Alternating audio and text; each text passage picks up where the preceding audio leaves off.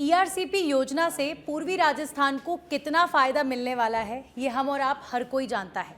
नमस्कार, मैं हूं नंदिनी मिश्रा, आपके साथ सच पे धड़क पर आपका स्वागत है।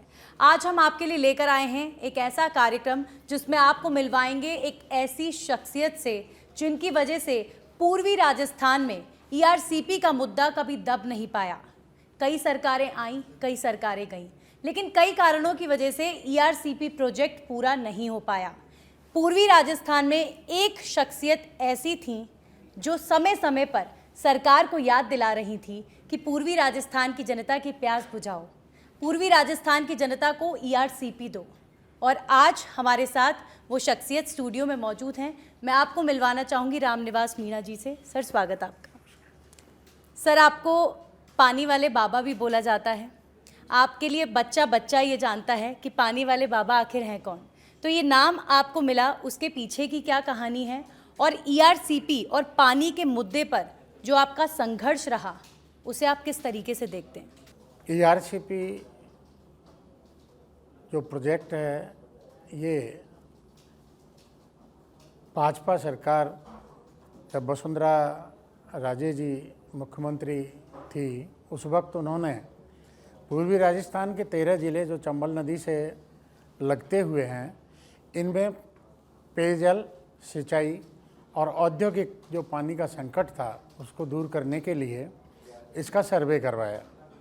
और सर्वे के बाद प्रोजेक्ट तैयार हुआ जिसको पूर्वी राजस्थान नहर परियोजना नाम दिया गया। इस की जो वर्तमान में उस वक्त जो लागत थी वो 37,000 करोड़ रुपए आंकी गई थी। ये इतनी बड़ी राशि थी कि राजस्थान सरकार के पास इतना पैसा नहीं था कि इस परियोजना को वो अपने स्तर पर, राज्य स्तर पर पूरा कर सकें। अतः उन्होंने इस परियोजना को केंद्र सरकार के पास भेज दिया। तब ये परियोजना भेजी गई थी। उस वक्त भी डबल इंजन सरकार थी। राजस्थान और केंद्र में दोनों जगह भाजपा सरकार होने के कारण इसको केंद्र को भेजा गया स्वीकृति के लिए कि इसको केंद्रीय परियोजना बनाया जाए।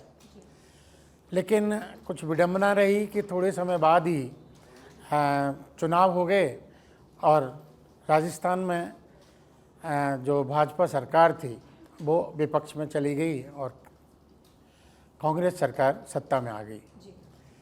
ये बात 5 साल तक लगातार चलती रही कि केंद्र के अंतर्गत जो जल शक्ति मंत्री थे वो गजेंद्र सिंह शेखावत जी जोधपुर से चुने गए थे।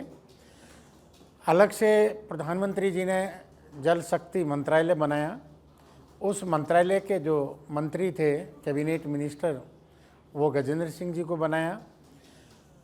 केंद्र ने राज्य को कई मर्तबा ये पत्र लिखे कि इस परियोजना में जो फिजिबिलिटी है पानी की और जो उसका यूटिलाइजेशन है वो उसका स्तर प्रतिशत स्तर सही नहीं है, कि जो 75% मांगा गया है उससे 50% लागत, यानी पानी भी कम मिलना था और 50% लागत राज्य को और 50% केंद्र को देनी थी। तो उसमें संशोधन के लिए पत्र लिखे गए राज्य सरकार को। लेकिन कांग्रेस सरकार होने के नाते, या गहलोत जी कहें कि गहलोत जी के मुख्यमंत्री होने के नाते, कभी भी इन पत्रों का जवाब सुनिश्चित रूप से नहीं दिया गया। कारण ये रहा कि गहलोत जी और गजेंद्र सिंह जी दोनों ही जोधपुर से हैं और गजेंद्र सिंह जी के खिलाफ गहलोत जी के सुपुत्र चुनाव लड़े थे और वो चुनाव हार गए। गजेंद्र सिंह जी चुनाव जीत गए और वो केंद्र में इसी जल शक्ति मंत्रालय के मंत्री बने।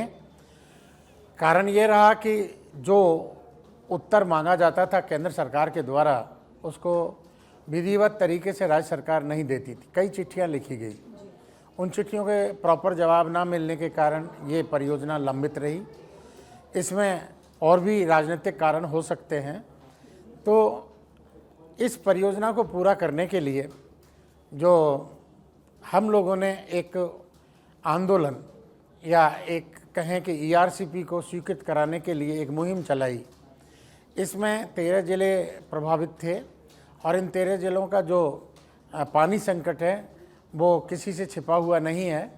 खेती के लिए सिंचाई सुविधा ये तो दूर की बात है, पेयजल सुविधाएं भी सुनिश्चित नहीं हैं।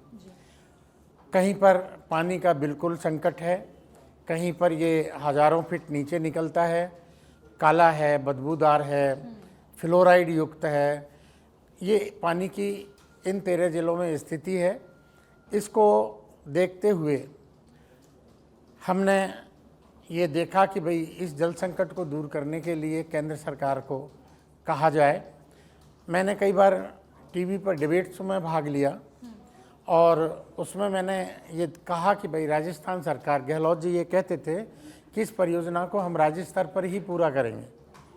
तो मैंने इसमें बताया कि राज्य सरकार में सत्ता चाहे भाजपा की हो या कांग्रेस की हो, किसी भी पार्टी की हो, लेकिन बजट ना होने के कारण, आर्थिक स्थिति सुदृढ़ ना होने के कारण इसको राज्य सरकार अगले 50 वर्ष तक भी पूरा नहीं कर सकती। इसे हर हाल में केंद्रीय परियोजना बनाना पड़ेगा और केंद्र सरकार की स्वीकृति के बाद ही ये परियोजना लागू होगी। दूसरी बात ये थी कि 2005 के अंतर्गत जो राजस्थान सरकार ने, वसुंधरा जी ने जो मध्य प्रदेश सरकार के साथ में समझौता किया, उस समझौते में जो पानी की स्थिति थी उसका बंटवारा, कितना पानी राजस्थान को मिलेगा और कितना पानी मध्य प्रदेश को मिलेगा, ये सुनिश्चित हो चुका था उस समझौते में। तो उसके आधार पर इसको राष्ट्रीय परियोजना घोषित करने के लिए ही ये पत्रावली केंद्र सरकार को दिल्ली भेजी गई। आपके मैं ओवरऑल सफ़र की बात करूं, मैं बिल्कुल यही बोलूंगी, ईआरसीपी के मुद्दे पर जो जटिलताएं पानी की समस्याओं को लेकर पूर्वी राजस्थान में डराने वाली हैं, आपके माध्यम से भी कई बार हमें पता चलता है और कई बार इस तरीके की खबरें भी आती हैं। हम खुद देखते हैं कि कितनी दूर दूर तक महिलाओं को पानी के लिए जाना पड़ता है, खेतों में सिंचाई के लिए पानी नहीं मिल पाता। बहरहाल अब क्या कारण रहे सर, वो तो हम नहीं जानते कि ईआरसीपी क्यों इतने सालों में नहीं हो पाया, लेकिन आपको क्या चीज़ प्रेरित कर रही थी कि आपने इतने सालों तक बार बार अलग अलग माध्यमों से, यानी कि हमने जब आपके बारे में पढ़ा तो ये तक पता चला कि आपने एक डॉक्यूमेंट्री तक बनवाई और चिट्ठियां तक भेजी। इसके अलावा हर एक प्लेटफॉर्म पर जितनी कोशिशें आप कर सकते थे ईआरसीपी की आवाज़ उठाने को लेकर, आपको क्या प्रेरित कर रहा था इतने सालों तक? देखिए, मैं टोडा भीम के मोरडा एक जगह है, गांव है, वहाँ पर मेरी सोप स्टोन की माइंस है। मुझसे गांव वालों ने ये बार बार कहा कि थोड़ी दूरी पर पहाड़ में एक प्राचीन कुंड है जो लगभग 5000 वर्ष पूर्व का है और वहाँ गायें और जंगली जानवर पानी पीते हैं। अब से पहले बरसातें खूब होती थी तो वो कुंड भर जाता था पानी से, तो उससे जानवरों को पीने का पानी का काम चलता था। अब वो कुंड सूखने लग गया था तो गांव वालों का कहना था कि साहब आप वहाँ पर एक पानी के लिए बोर करवा दें ताकि इन गायों को पानी मिल सके जी। मैंने वहाँ प्रयास किया उनके रिक्वेस्ट करने पर कि वहाँ पानी की बोर करवाऊँ। तो मैंने जब बोर करवाया तो वहाँ सामने आया कि उस जगह पर बोर में जो पानी है वो हज़ारों फीट तक नीचे पानी नहीं था। तो उस में मुझे छठी बार जब मैंने बोरिंग कराई तो मुझे सफलता मिली और वहाँ जानवरों के पीने का पानी, गायों को और जंगली जानवरों का, तो वो सक्सेस हो गया। उसको देखते हुए कुछ बस्ती वाले लोग का कहना था, वो मेरे पास आए कि साहब तो हमारे लिए एक बोर हमें भी करवा दीजिए।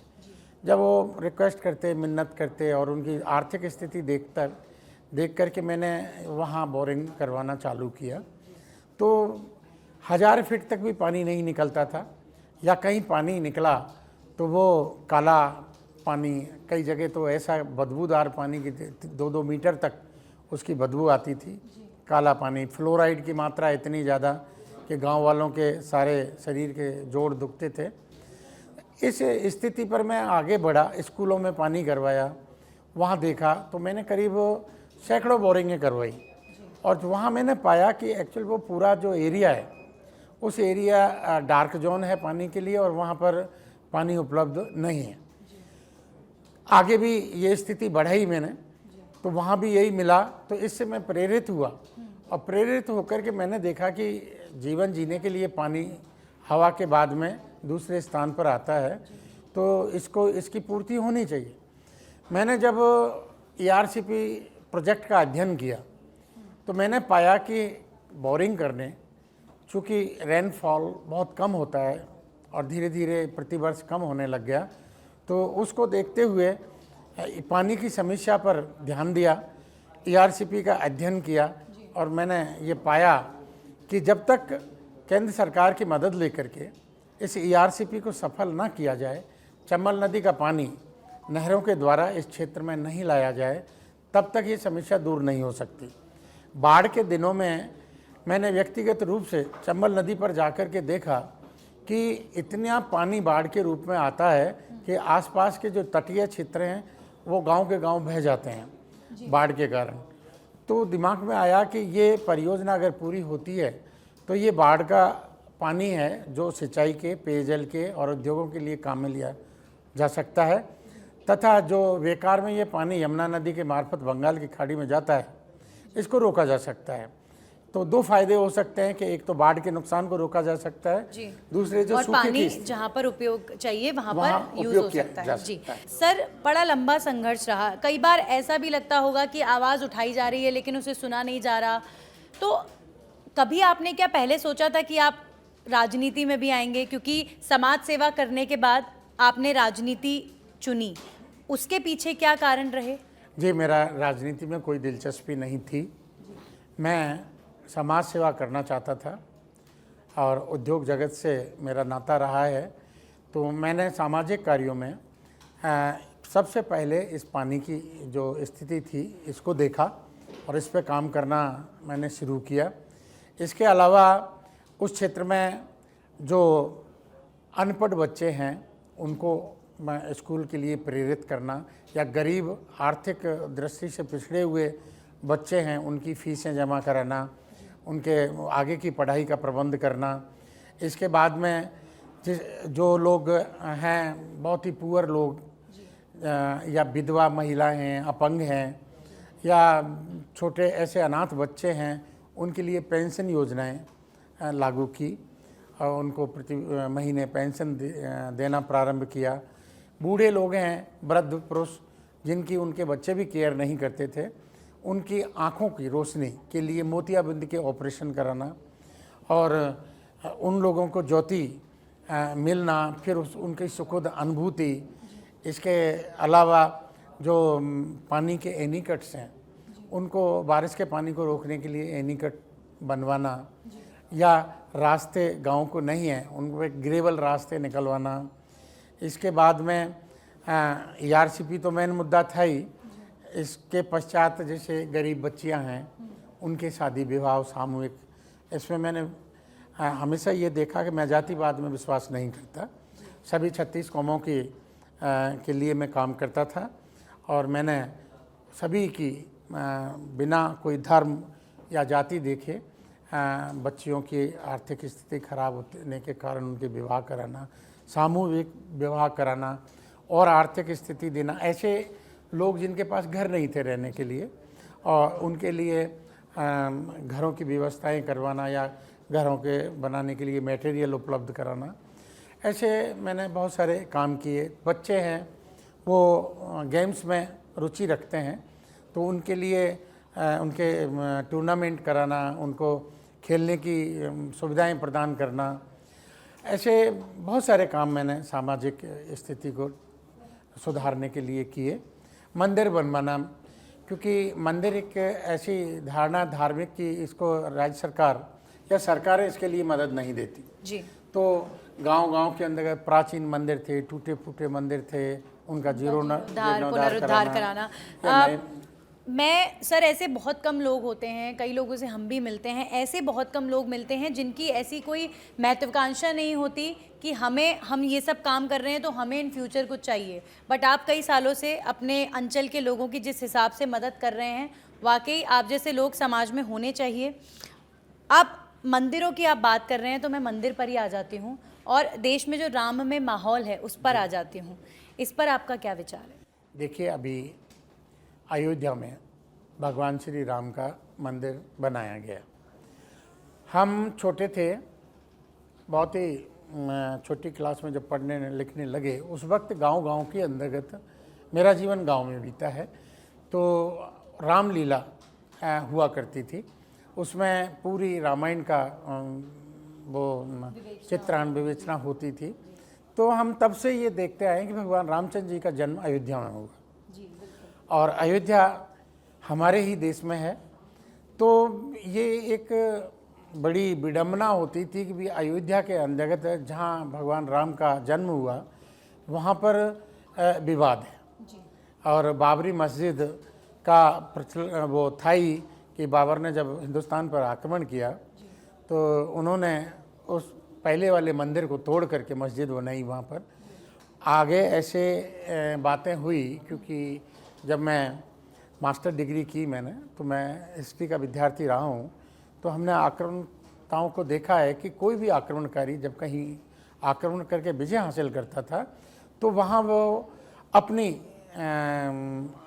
बातों को थोपता था। मंदिर को मस्जिदों में बदलना या कत्लेआम करना या स्त्री बच्चों और धन को अपने साथ में ले जाना, लूटना, तो ये सारी चीज़ें आक्रांता जो लोग थे वो किया करते थे और वहाँ अपना राज्य स्थापित करते थे या अपने किसी भी प्रतिनिधि को वहाँ छोड़ देते थे। तो इस तरीके से वो राज्य का विस्तार करते थे। लेकिन जहाँ हम देखते हैं कि हमारे आराध्य, हिंदुओं के आराध्य जो भगवान राम हैं, तो उस जगह पर इस तरीके की कोई मस्जिद बनाना गलत, और कहीं मस्जिद है वहाँ मंदिर बनाना भी गलत है। लेकिन उन आक्रांताओं ने कोई नियम नहीं देखे। उनके यहाँ कुरान में स्पष्ट रूप से मुस्लिम धर्म में लिखा हुआ है कि जहाँ किसी दूसरे धर्म की पूजा होती है वहाँ पर मस्जिद नहीं बनानी चाहिए और वहाँ नमाज नहीं पढ़नी चाहिए। लेकिन इन चीज़ों का सबका उल्लंघन हुआ उस वक्त। बिल्कुल बिल्कुल। तो आज जबकि डेमोक्रेटिक शासन प्रणाली है और हमारा संविधान धर्मनिरपेक्ष है, तो ऐसी स्थिति में हमको हमारे आराध्य का जो जन्म स्थल है जी, उसको मुक्त करके उनकी वहाँ पर मंदिर स्थापित प्राण करना। प्रतिष्ठा हुई है भगवान राम की, और हमने तो सुना है कि आपने अपने अंचल के कई लोगों को ये सौभाग्य दिलवाया है कि वो वहाँ पर मंदिर में पूजा अर्चना के लिए भी पहुँचे हैं। बिल्कुल बिल्कुल पहुँचे हैं। आज भी हम लोगों को कह रहे हैं कि जो अयोध्या जाना चाहते हैं वो जा सकते हैं मेरे अपने खर्चे पर। बहुत अच्छी बात है सर। कई लोगों की इच्छाएं आपके माध्यम से पूरी हो रही हैं, कई गरीब तबके की आप मदद करते हैं, तो ऐसा भी होता होगा क्योंकि आपके घर जो आया वो कभी खाली हाथ नहीं गया। ये आपके जो क्षेत्र में ऐसी बात कही जाती है, बच्चा बच्चा जानता है कि पानी वाले बाबा कौन है। वहाँ की जनता आपसे क्या कहती है? कुछ एक्सपेक्टेशंस उनकी भी होती होंगी कि आप आगे, अगर अब चूंकि लोकसभा चुनाव आ रहा है तो इसीलिए मैं आपसे सवाल कर रही हूँ कि आपको अगर मौका मिला तो क्या आप इच्छुक हैं? ERCP के ऊपर जो हमने जन आंदोलन किया, जन जागरण, प्रत्येक किसान को और आम आदमी को पानी के लिए समझाइश करना, ERCP के बारे में बताना, इसके ऊपर हमने 24 महापंचायतें की, जिसमें 22 महापंचायतें तो आम स्त्री पुरुषों की थी, लेकिन 2 विशेष रूप से महिलाओं की। उसमें वक्ता और श्रोता महिलाएं ही थी, मंच भी महिलाओं का ही था, और सबसे ज़्यादा भीड़ मुझे ताज्जुब हुआ कि उन 2 सभाओं में हुई। 50 हज़ार महिलाएं एकत्र हुई, उन्होंने पानी के बारे में अपने विचार साझा किए, और जब ये सवाल मैंने उनसे किया उनकी रुचि के बारे में, तो उन्होंने कहा, बाबा हमारा सर पानी के बोझ को ढोते ढोते ही बूढ़ा हो जाता है। हम बहुत दूर से 1-1.5 किलोमीटर दूर से पानी लाते हैं, पानी ला के घर में रखते हैं। पुरुष लोग सिर्फ घर में रखे हुए पानी को ही घड़े से पीते हैं, वो कभी पानी नहीं लाते, लेकिन हमको पानी बहुत दूर से लाना पड़ता है, तो हम पानी की कदर जानते हैं। इसलिए हमारा आपके साथ में पूरा सहयोग है, और आप जल्दी से जल्दी हमारे इस क्षेत्र में नहरों के द्वारा पानी लाएं, जिससे सिंचाई, पेयजल सुविधाएं हमारी बिल्कुल। पूरी और सर, महिला शक्ति जिनके साथ होती है उन्हें तो कभी हार मिलेगी ही नहीं, जिस हिसाब से आप बता रहे हैं कि क्योंकि पानी का मुद्दा बहुत बड़ी समस्या पूर्वी राजस्थान में, ये हर कोई जानता है। लेकिन अगर वहाँ की महिलाओं के लिए इतना कार्य आपने किया, पानी के मुद्दे को उठाया, उन्हें बोलने का मौका दिया, बच्चियों की पढ़ाई, बच्चियों की शादियाँ, फिर वृद्धों की पेंशन, इतना सारा कार्य जो किया, कामकाज किया, उसके पीछे आप मानते हैं कि बस आपको कार्य करना था, चुनाव नहीं लड़ना था। लेकिन अब मेरा सवाल आपसे यह है कि अगर आपको चुनाव लड़ने का मौका मिलता है, विधानसभा चुनाव में भी आप चुनाव लड़े, अब लोकसभा चुनाव पास आ रहा है, तो क्या विचार आप रखते हैं? देखिए जी कि मैं आज की स्थिति में भारतीय जनता पार्टी का एक कर्मी हूँ, सेवादार हूँ, तो मैं कुछ नहीं चाहता कि मैं कोई लोकसभा चुनाव लड़ूं। लेकिन पार्टी अगर कोई जिम्मेदारी देती है, पार्टी मुझे कुछ काम करने के लिए कहती है, तो मैं पार्टी की बात को मानूंगा और उस लाइन पर चलूँगा जिससे हमारे देश के किसान और आम आदमी का भला हो सके और मैं पार्टी की बात स्वीकार करूँगा। आप चूंकि किसान नेता आप हैं, किसानों के बीच में रहने वाले व्यक्ति आप हैं, बचपन से लेके अभी तक का आपका जो संघर्ष का सफ़र रहा वो किसानों के लिए ही रहा, किसानों के बीच रहकर आपने किया। लेकिन किसानों की जो आज परिस्थिति है उसके बारे में मैं आपसे जानना चाहती हूँ। डिजिटलाइजेशन है, मॉडर्नाइजेशन है, लेकिन किसानों की परिस्थिति जो होनी चाहिए थी, क्या वो है? किसान अब आंदोलन कर रहे हैं, इस पर आपकी क्या राय है? देखिए जी कि हमारे देश में बिल्कुल सही है कि 70% ये कृषि प्रधान देश है और यहाँ जो किसान खेती करते हैं उनके क्षेत्र के हिसाब से, अलग अलग राज्यों के हिसाब से उनके अलग अलग समस्याएं हैं। अभी मैं जैसे राजस्थान की बात करूं तो राजस्थान में पानी की बहुत बड़ी दिक्कत है किसानों को। अगर राजस्थान के किसानों या हमारे पूर्वी राजस्थान के किसानों को पानी मिलता है तो वो आर्थिक रूप से संपन्न हो जाएंगे, क्योंकि वो 3-3, 4-4 फसलें पैदा करेंगे और फसल पैदा करने से उनके आर्थिक स्थिति में सुधार होगा। उस हालात में उनकी समस्याएं स्वतः कम होंगी। हम सरकार के माध्यम से उनकी समस्याएं जो कम करने की कोशिश करते हैं, लेकिन मूलभूत से खेती पानी पर निर्भर करती है। ठीक है सर, आपके साथ बातचीत लगातार जारी है। रामनिवास मीणा जी, जिन्हें पानी वाले बाबा कहा जाता है, जो ईआरसीपी पर हमेशा से बेबाक होकर अपनी बात को रखते रहे हैं, क्योंकि पूर्वी राजस्थान की जनता का दर्द इन्होंने अपनी आंखों से देखा और यही उन्हें प्रेरित करता रहा कि ईआरसीपी के मुद्दे को कभी दबने नहीं देना है। फिलहाल वक्त एक छोटे से ब्रेक का हो चला है, जल्द लौटेंगे। ब्रेक के बाद आपका स्वागत है। एक बार फिर से बातचीत करने के लिए हमारे साथ स्टूडियो में रामनिवास मीणा जी मौजूद हैं, पानी वाले बाबा मौजूद हैं। सर, आपका एक बार फिर से स्वागत करना चाहूँगी। और ईआरसीपी के मुद्दे पर जो आपका संघर्ष रहा उसके बारे में हमने बातचीत की।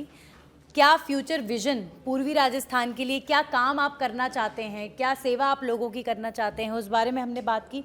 लेकिन मैं आपसे विशेष तौर पर ये जानना चाहूँगी कि ईआरसीपी को लेकर जो आपका संघर्ष रहा उसमें आपने बहुत कुछ किया, अलग अलग तरीके अख्तियार किए कि सरकार के कानों तक पहुँचे कि ईआरसीपी पूरा कीजिए साहब, आगे आइए। पंकज उदास जी का एक गाना है, चिट्ठी आई है, तो एक चिट्ठी आपने भी भेजी थी, चंबल का पानी आपने भेजा था, उस माध्यम से क्या संदेश देना चाह रहे थे आप? देखिए, जो हमने चंबल की चिट्ठी लिखी, वो चिट्ठी सभी हमारे 200 एमएलए और हमारे 25 सांसद को ये चिट्ठी हमने भेजी और हम ये जब बताना चाह रहे थे कि ये पानी की समस्या किसी एक की समस्या नहीं है, पूरे क्षेत्र की समस्या है और इस पर सदन में विचार किया जाए, बहस की जाए, बातचीत करके इसको केंद्र सरकार को इसको केंद्रीय परियोजना बनाने के लिए दबाव डाला जाए। इसके बाद इस चंबल की चिट्ठी, इससे हम यही संदेश लोगों को भी दे रहे थे कि जो आम जनता है वो इसके बारे में समझे, तो उनमें भी हमने ये चंबल की चिट्ठी वितरित की। इसके साथ साथ हमने चंबल नदी का पानी, हम सर्वप्रथम जब हमने इस आंदोलन को शुरू किया तो चंबल नदी पर जाकर के हजारों आदमियों ने चंबल नदी की आरती उतारी। जिस तरीके से हमारे माननीय प्रधानमंत्री जी ने गंगा नदी की आरती उतारी थी, उसी पैटर्न पर हमारे लिए चंबल ही गंगा है, उसका पानी हमारे क्षेत्रों में लाने के लिए ये मुहिम थी। तो हमने चंबल नदी का पानी भर करके कलशों में, और हमने हमारे सर्वोच्च संसद, सर्वोच्च पंचायत जो है हमारी संसद के जो अध्यक्ष हैं, उनको भी ये पानी भेंट किया। उसके अलावा जल शक्ति मंत्रालय में हमने जल शक्ति मंत्री श्री शेखावत जी को भी ये पानी भेंट किया, और इससे हम उनको ये संदेश देना चाह रहे थे कि कृपया ये पानी हमारे क्षेत्र को दिया जाए, और जो ERCP है उसको आप जल्दी से जल्दी स्वीकृत करें। सर, आपकी ये मांग थी आपकी जनता के लिए, आपके लोगों के लिए, उन महिलाओं के लिए जो पानी के लिए बड़ा संघर्ष हमेशा करती आई हैं। आप मोदी सरकार ने आपकी इस इच्छा को पूरा किया है, और आपकी मुलाकात भी उसके बाद अभी हाल ही में राजस्थान के मुखिया बने CM भजनलाल शर्मा से आपकी मुलाकात हुई, गजेंद्र सिंह शेखावत जी से आपकी मुलाकात हुई। क्या बातचीत हुई और क्या कुछ बताना चाहेंगे आप? देखिए, हमने मुलाकात करके, और माननीय देश के प्रधानमंत्री नरेंद्र मोदी जी, शेखावत जी, और हमारे मुख्यमंत्री भजनलाल जी आदि लोगों को, आदि शख्सियतों को हमने धन्यवाद दिया। उनको ये जो ERCP की मांग थी, इसको उन्होंने नया नाम दिया, और उस नए नाम के आधार पर ये लिंक परियोजना बनाई गई, और इससे हमको जल्दी ही पानी की सुविधा मिलेगी हमारे 13 ज़िलों में। तो इसका धन्यवाद, उनका अभिनंदन हमने किया, और इसके लिए हम जल्दी ही एक बड़ी महापंचायत धन्यवाद स्वरूप करने जा रहे हैं। मैं इसका परिणाम बताता हूँ कि ERCP को मंजूर करने के लिए जो राजस्थान में विधानसभा का चुनाव हुआ, उसके संकल्प पत्र में ERCP को जल्दी ही मंजूरी दे करके समयबद्ध सीमा में पूरा करने के लिए वचनबद्धता दिखाई।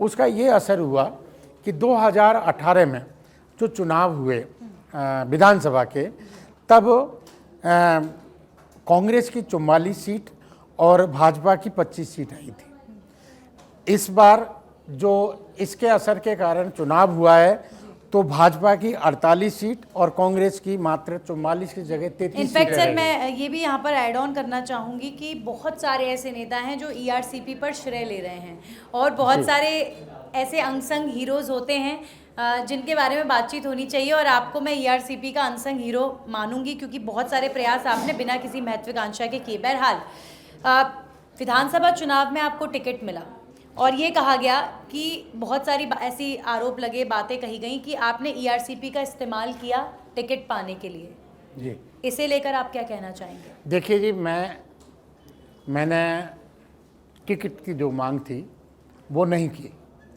मैंने भाजपा ज्वाइन की। भाजपा ज्वाइन करने का मेरा एकमात्र उद्देश्य था कि अगर ERCP को मंजूरी मिल सकती है तो सिर्फ केंद्र सरकार के द्वारा ही मिल सकती है, और वर्तमान में भाजपा सरकार केंद्र में है, और बहुत लंबे समय तक कांग्रेस सत्ता में केंद्र में नहीं आ सकती। इसलिए किसानों के हित में, आम जनता के हित में, और 13 जिलों की 3.5 करोड़ जनता के हित में मैंने ये भारतीय जनता पार्टी ज्वाइन की, और मैं भाजपा के परिवार का सदस्य बना। तो मैंने केंद्र सरकार के जो श्री गजेंद्र सिंह जी जो इसके मंत्री हैं, जल शक्ति मंत्री हैं, उनसे ये कहा कि साहब आप ERCP को मंजूरी दें। मुझे इसी सिलसिले में सदस्यता दिलाई, और उन्होंने वादा किया कि हम चुनाव के बाद में इसको पूरा कर देंगे। मोदी जी ने जो वादे के लिए कृत संकल्प होते हैं, उन्होंने अपना वादा निभाया। बिल्कुल, आपके कामों को तो राजस्थान के सभी नेताओं ने देखा है, इसीलिए तो गजेंद्र सिंह शेखावत जी आपको खुद पानी वाले बाबा वो खुद कहते हैं, हमने भी सुना है ये। रामनिवास मीणा जी, अब आगे की बात कर लेते हैं। ERCP पर आवाज़ उठाई, सरकार ने सुन ली, अब आगे क्या कार्य योजना है आपकी? और साथ साथ, क्योंकि आप ERCP के मुद्दे पर हमेशा से बोलते रहे हैं, तो अब आगे क्या संदेश आप प्रधानमंत्री को, मुख्यमंत्री को और सरकार को देना चाहेंगे? राज्य और केंद्र की सरकार के मुखियाओं से यही कहूँगा कि वर्तमान में जो है निश्चित रूप से केंद्र में भी दोबारा भाजपा आ रही है और डबल इंजन सरकार बनने को जा रही है। तो मेरा ये कहना है कि इस परियोजना को अति शीघ्र प्रारंभ किया जाए ताकि एक समय सीमा में यह परियोजना किसानों के और आम लोगों के हित के लिए पहुंच सके। दूसरी बात यह है कि जो अब तक उन्होंने इसकी स्वीकृति प्रदान की है, तो मैं प्रधानमंत्री जी को, मुख्यमंत्री जी को और जल शक्ति मंत्री जी को बधाई देता हूं और उनका बहुत बहुत शुक्रिया अदा करता हूं मेरे 13 ज़िले की जनता के साथ में। और ये कहना चाहता हूं कि उन्होंने ये जो उपकार किया है अपनी 13 ज़िले की जनता को, वो कभी जनता उन्हें भुला न पाएगी और ये उनके जीवन के लिए पीढ़ियों का काम किया है। इसके लिए बहुत बहुत धन्यवाद। और मैं चाहूँगा दिल से कि आने वाले चुनावों में जो आम जनता है वो ये समझे कि उनकी भलाई का काम भाजपा ने किया है, तो वो भाजपा को ये अपील सर आपने सरकार से की, लेकिन अब जो जनता आपके साथ खड़ी थी, आपके हर आंदोलन में, आपके ईआरसीपी के हर उस काम में जो आप आवाज़ उठाने के लिए, हालांकि आप उन्हीं के लिए काम कर रहे थे, लेकिन जनता के बिना कुछ भी पॉसिबल नहीं है, लोगों के सपोर्ट के बिना। उन्हें आप क्या संदेश देना चाहेंगे? उनको मैं बहुत बहुत धन्यवाद देना चाहूँगा कि उन्होंने इस आंदोलन में सक्रिय रूप से भाग लिया। इसमें सब मेरी माता बहनें और भाई बुजुर्ग सभी ने भाग लिया और उनका मैं बहुत बहुत शुक्रगुजार हूँ कि वो मेरे कदम से कदम मिला करके इस परियोजना को स्वीकृत कराने में खड़े रहे और आज भी वो मेरे साथ में खड़े हुए हैं। और मैं किसानों की आवाज़ आगे आने वाले समय में भी, जब तक मेरा जीवन है, उठाता रहूँगा और सामाजिक कार्यों में भाग लेता रहूँगा। बहुत अच्छा लगा सर आपसे बात करके, धन्यवाद। आप हमारे साथ जुड़े, बहुत सारे मुद्दों पर आपने जो राय रखी, किसानों के लिए जो आपने बातें कहीं, वाकई आप जैसे समाज सेवियों की, आप जैसे नेताओं की मैं कहूँगी कि समाज को ज़रूरत है। और शायद इसीलिए आपके क्षेत्र की महिलाएं कहती हैं कि आप चुनाव लड़िए, हम आपके साथ हैं।